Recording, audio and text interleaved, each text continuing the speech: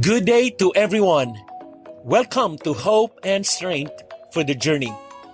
Our scripture verse for today is found in the book of 1 Thessalonians chapter 5 verse 17 says, Pray without ceasing.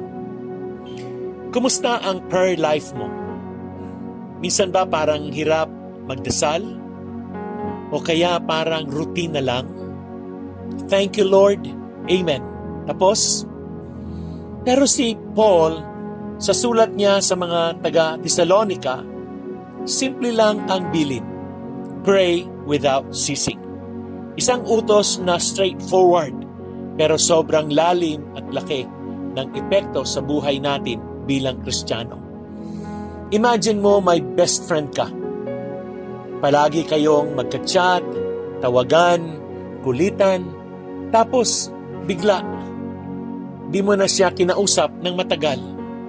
Ano mangyayari? Unti-unti, lumalamig ang relasyon. Naging awkward, wala ng koneksyon. Ganon din tayo kay Lord. Kapag bihira na tayong magdasal, lumalayo tayo sa Kanya. Hindi dahil lumalayo siya, kundi dahil tayo ang tumigil makipag-usap. Prayer is not a ritual. It's a relationship. Hindi kailangang perfect yung words mo. Ang mahalaga, bukas ang puso mo. Amen. Paano ba mag-pray without ceasing? Una, start your day with prayer. Ibig sabihin, hindi kailangang mahaba. Basta sincere. Lord, samahan niyo po ako today. Amen. Pangalawa, talk to God all throughout your day. Ibig sabihin po, habang nasa biyahe, habang naghuhugas ng pinggan, habang naglalakad, kahit pa bulong lang sa puso, thank you Lord. Help me Lord. Guide me. Amen. Pangatlo po, end your day with prayer. Before you sleep, balikan mo araw mo. Pasalamat, humingi ng tawad, ilapit ang bukas. Amen. Pang-apat, keep a prayer journal. Ibig sabihin, sulatin mo yung mga dasal mo at balikan mo pag sinagot ni Lord. Makikita mo, He really listens. Amen. Tanungin mo ang sarili mo, kailan ako huling nag-pray ng buong puso? May area ba sa buhay ko na hindi ko na iniaalay sa Kanya?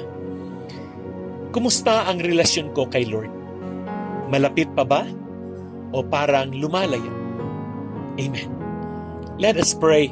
Panginoon, salamat sa paalala ninyo na dapat kaming manalangin ng walang patid. Tulungan ninyo kami na hindi lang lumapit sa inyo kapag may problema, kundi sa bawat sandali ng buhay namin.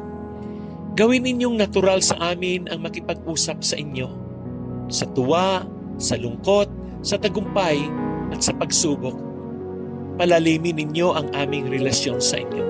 Naway makita sa aming buhay ang bunga ng walang sawang pananalangin. Sa pangalan ni Jesus. Amen and amen. Remember, prayer is our lifeline to God. Hindi lang ito panawagan sa oras ng emergency.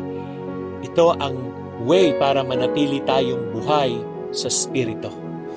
God bless you and your family.